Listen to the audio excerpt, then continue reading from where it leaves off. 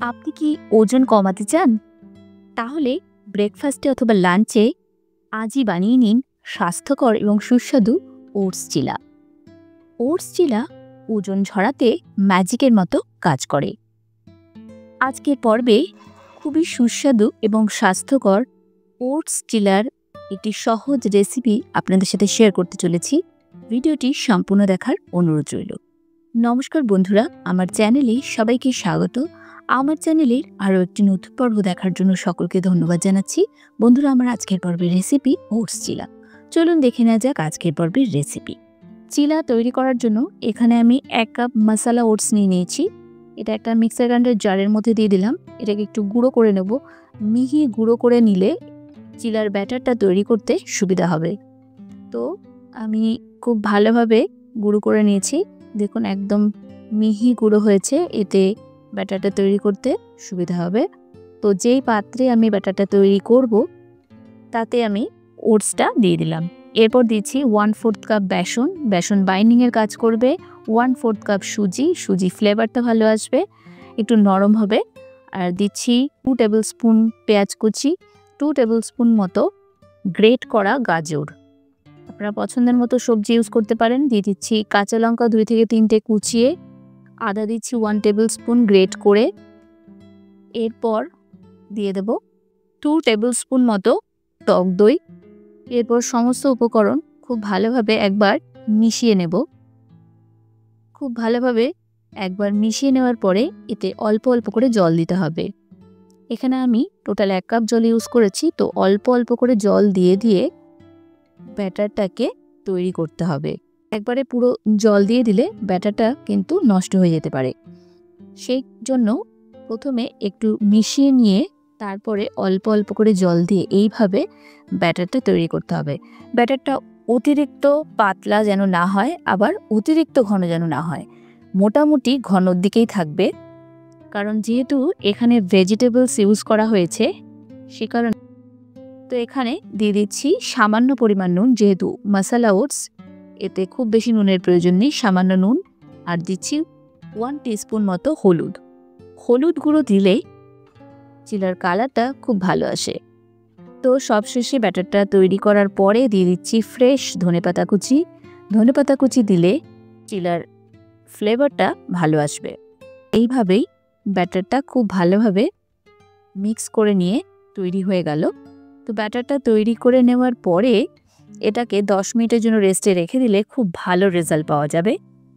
তো এই জন্য আমি 10 মিনিটের জন্য রেস্টে রেখে দিলাম। 10 মিনিট পরে দেখুন এটা অনেকটা ঠিক হয়ে গেছে, যেহেতু জলটা তো কমে গেছে, কারণ যেহেতু সুজি দিয়েছি, সুজিও জল টানে আবার ওটসও জল টানবে।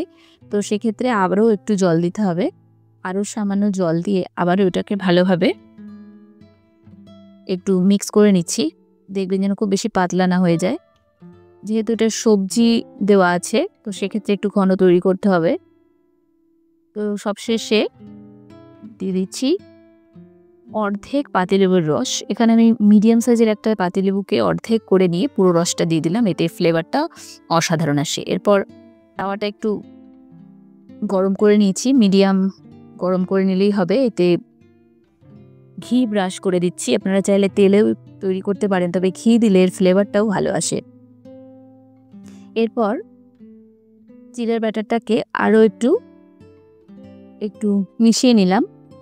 এরপর এইভাবে প্যানের উপরে অল্প অল্প করে দিচ্ছি। দেখুন একটা ছোট চামচের সাহায্যে দিলে এইভাবে আস্তে আস্তে স্প্রেড করতে সুবিধা হয়। দেখতে পাচ্ছেন আপনি ঘনত্বটা, ঠিক এই ঘনত্বটাই কিন্তু এখানে রাখতে হবে, যেহেতু এখানে বিভিন্ন রকম সবজি দেওয়া আছে, তো খুব বেশি পাতলা করা যাবে না। এরপর এইভাবে চারিদিকটা স্প্রেড করে দিলাম। চিলা যত ছোট সাইজ হবে তত তুলতেই সুবিধা হবে, তাই ছোট ছোট চিলা তৈরি করুন, এতে চিলা তৈরি করাও সহজ হয়ে যাবে। চারিদিকে ঘি ব্রাশ করে দিয়ে উপরেও সামান্য ঘি দিয়ে 3 থেকে 4 মিনিটের জন্য ঢাকা দিয়ে মিডিয়াম লো ফ্লেমে কুক করে দিলাম। 3 মিনিট পরে ঢাকা তুলে দেখুন উপরে কালারটা, আমি বলেছিলাম যে হলুদ দিলে কিন্তু চিলার কালার ভীষণ ভালো আসে, খুব ভালো একটা কালার এসছে। এই চারিদিকটা আরও একটু ঘি দিচ্ছি, উপরেও একটু দিচ্ছি, যাতে ভালো করে কুক হয়ে যায়, তুলতে মানে উল্টাতে সুবিধা হয়, কারণ এগুলো একটু নরম হয়। তো তো যতক্ষণ না ভালোভাবে কুক হচ্ছে ততক্ষণ পর্যন্ত কিন্তু এটাকে উল্টানো একটু কঠিন হয়ে যায়। তো এইভাবে দেখে নিতে হবে যে হয়ে গেছে কিনা। নিচটা হয়ে গেছে, 3-4 মিনিটে হয়ে যায়। কেয়ারফুলি এটাকে উল্টে দিলাম। তো এইভাবে আবারও লো ফ্লেমে রেখে 2-3 মিনিট কুক করে নিয়ে আবারও উল্টে দিলাম। তো হয়ে গেল আমার প্রথম চিলা। তো এইভাবেই প্রথমটা তৈরি করলাম। আরও একটা দেখিয়ে দিচ্ছি। একইভাবে উপর থেকে অল্প অল্প করে দিয়ে এইভাবে স্প্রেড করে নিয়ে এটাকে 2-3 মিনিটের জন্য কুক করে নিতে হবে। তো অনেকেই তো ব্রেকফাস্টে 1 বাটি ওটস বিভিন্ন সবজির সাথে খেয়ে থাকেন। তো এইভাবে ওটস খেতে খেতে তো অবশ্যই বোর হয়ে গেছেন। তো অবশ্যই এই চিলা রেসিপি তৈরি করে খান। আপনার ওজন কমাতে সাহায্য করবে এই রেসিপি। তো এইভাবে পরেরটাও তৈরি করে ফেললাম।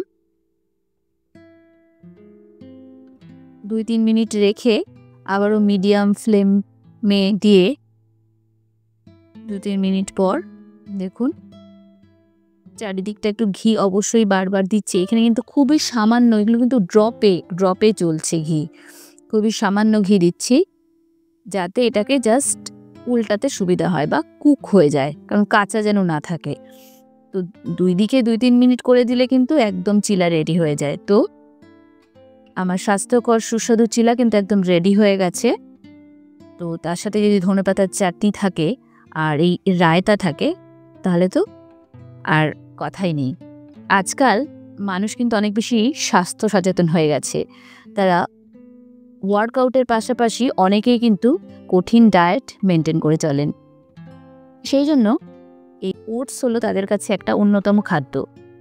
তো সারা সপ্তাহে ডায়েটে এইভাবে ওটস না খেয়ে আপনি যদি এই চিলা রেসিপি একবার ট্রাই করেন তাহলে অবশ্যই আপনার ভালো লাগবে আর আপনার ওজনও নিয়ন্ত্রণে থাকবে।